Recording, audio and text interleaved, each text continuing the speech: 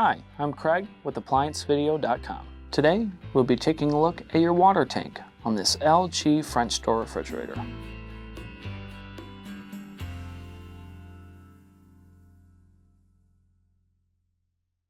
Stop. Before beginning any repair, always be sure to disconnect the power to the appliance. It is also recommended to test the outlet for the proper voltage. Remember to also turn off the water.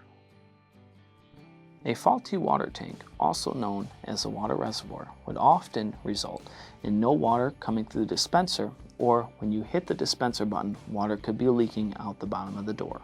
Now, click on the link below to view this repair video. ApplianceVideo.com guides you step by step, giving you the confidence to avoid recalls and callbacks, also saving time on repairs. Whether you're up against an uncommon repair or the latest appliance on the market, our videos have been created with you in mind.